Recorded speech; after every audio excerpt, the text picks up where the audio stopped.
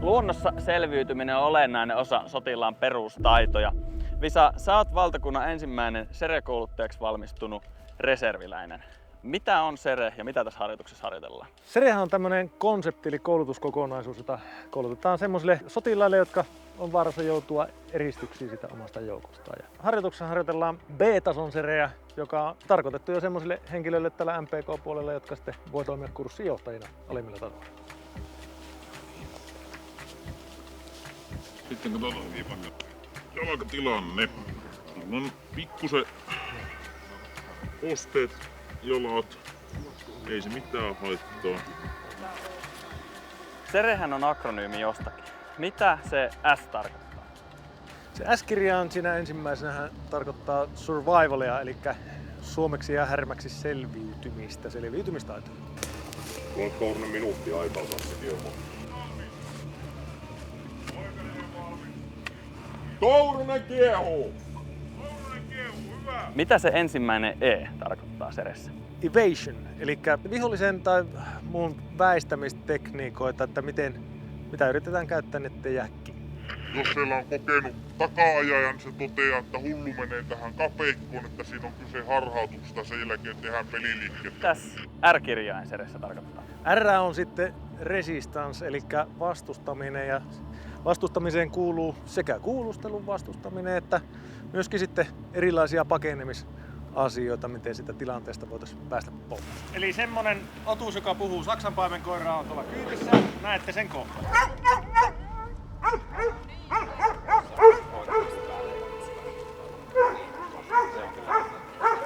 Kokeillaan tuosta puhtaammalta alueelta.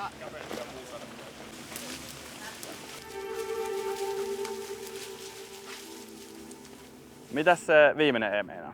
Viimeinen E on sitten extraction, eli noutaminen. Eli näitä kurssilaisia koulutetaan siihen, että ne osaa tehdä oikeita temppuja siihen, että ne saadaan noudettua tuolta sitten hädän alta pois.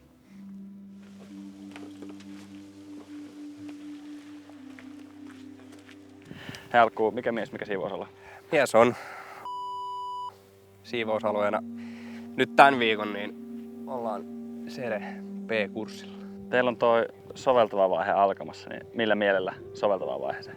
Hyvällä mielellä. Timanttinen taistelijapari löytynyt tuolta nimeltä mainitsemattomasta paikasta, mutta kuitenkin jostakin kömpinyt tänne täksi viikonlopuksi. Niin hyvällä mielellä.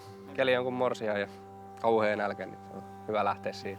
Hyvät lähtökohdat. Miten sä oot niinku valmistautunut henkisesti ja fyysisesti nyt tähän, että ei hirveästi unta tuu ja safkaa ei oo?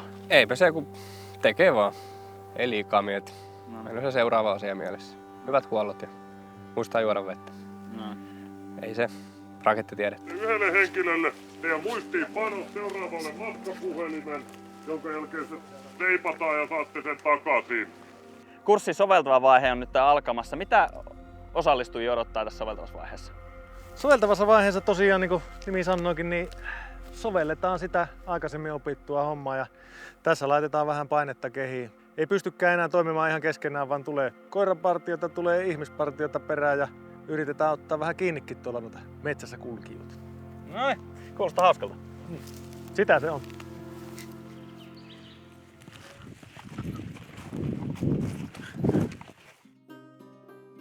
Täälläkö te seuraatte harjoituksen kulkuja ja partioiden etenemistä? Tässä meillä on tilannekeskus ja meillä on partiolla kaikilla tommonen GPS-seurantalaite ja se tietenkin on aivan ehdottoman tärkeä tommosen palvelusturvallisuuden takia, että me tiedetään missä ne on, jos sattuu eksymisiä tapahtumaan ja tuossakin noin 10 kilometrin alueella, niin siinä useampi partio näkyy levittäytyneenä pitkin maita ja mantua. Miltä se partioiden eteneminen on näyttänyt? Onko siellä teitä pitkin juoksenneltu vai onko pitkin ja poikin soita menty?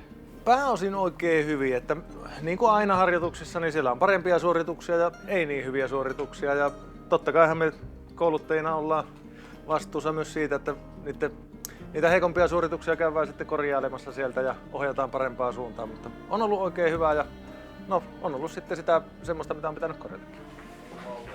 Se on semmoinen homma, Mika, että nyt jos et tule sieltä, niin sinä lopetat kurssin kesken. If it's there in need of recovery, ready to copy instructions. Over. Bear 4, this is Magic. Over. No hei, äijät on lähtenyt.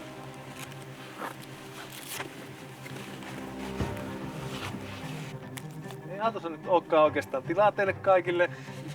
Oho! Ei muuta kuin jatketaan epään mukaisesti ja tossua toiseen eteen ja elosta kohti.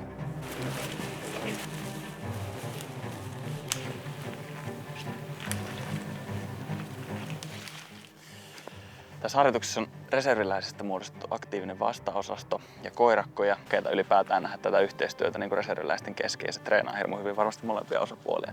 Että reserviläiset vastaan reserviläiset ikään kuin. Jännä fiilis, että ihan kuin meitäkin tarkkailtaisiin just nyt.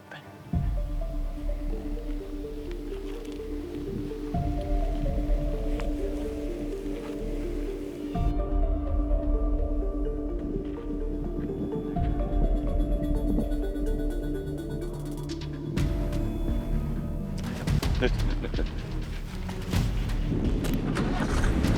Ei tietoa, että siellä on nyt partio lähestymässä, niin on tässä pollejen perää. Hei, paikallaan! Stop!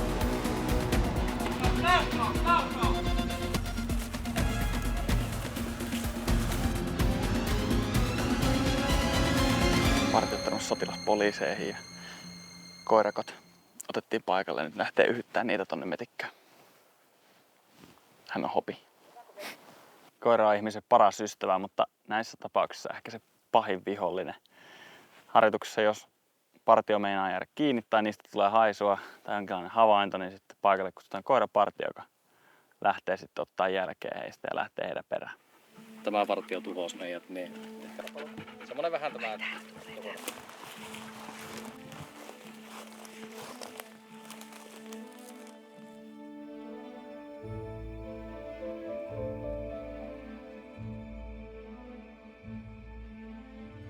Se oli sellainen Sere B-kurssi. Ihan loistavaa, että reserviläisille koulutetaan tällaisia nykyään. Muistakaa jengi, että vähemmän tiktaktisia CQB-moveja ja enemmän kaivautumista, selviytymistaitoja ja taisteluensiapua. Tämä oli lyhyt katsaus näihin juttuihin. Harjoitushan jatkuu vielä, mutta me ei ymmärrettävistä syistä voida näyttää kaikkea. Jos sä haluat tietää lisää Serestä ja selviytymisestä, ilmoittaudu kursseille ja tsekkaa meidän podijakso, joka me tehtiin Visalla.